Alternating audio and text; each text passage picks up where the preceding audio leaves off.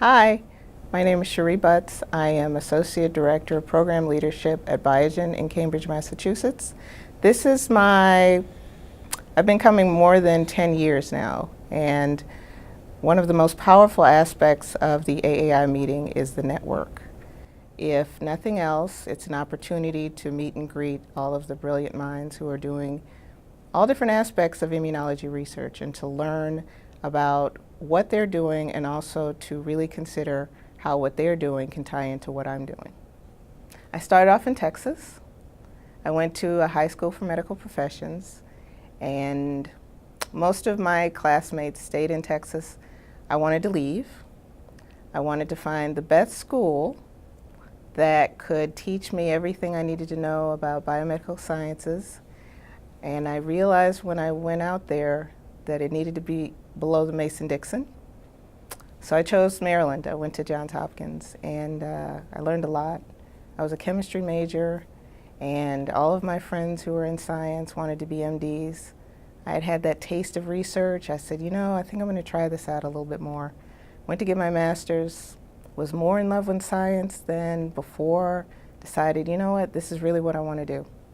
Decided, okay, I'm going to get my Ph.D., got my Ph.D. What am I going to do with this? It had to be immunology. I took an immunology class in college. I was hooked. The idea of being able to tweak the system, there's no other way to go. And I wanted to think about what my impact was. I had studied ovarian cancer, and something that came up in my head was there must be a role that the hormones are playing with modifying the immune cells, and that must be impacting how the cancer cells are able to grow. So that's always been something that I've wanted to study, and a lot of the research that I have that's always got that element in it. I chose to go to NIH for my postdoc because it was a candy store for scientists. I also took a position at FDA where I did mostly research and learned a little bit about the review process. So that was also an interesting skill set that I picked up. Then I got a call to come to Biogen. Why don't you try your skills out on program management? I said, okay, worst case, I'll hate it, I'll go back to the government. And I've been there ever since, and I've really enjoyed it. It's a different set of skills, a different way of thinking about science, but I'm really glad that when someone offered me the opportunity to try something different, I didn't say no. So I'm really glad that I went the road that I did. Since the last time I was at StoryBooth, I've been learning about my own superpowers, and one of them has been the power of network. Something that many of us are guilty of is we have our families, we have our friends, we have our college friends, we have our coworkers, and we have those outside activities. But the true power is bringing all those together. And what I have at AAI could actually be used at work at Biogen.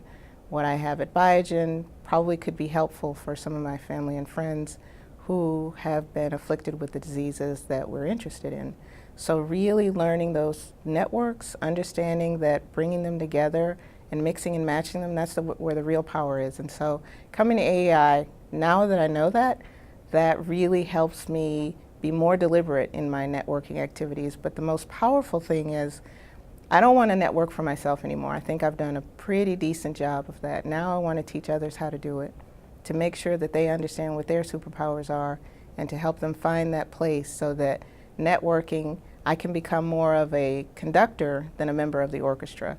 And I think that's where the true beauty is, and that's what I want to see, say 3 years from now, and I could tell my story again.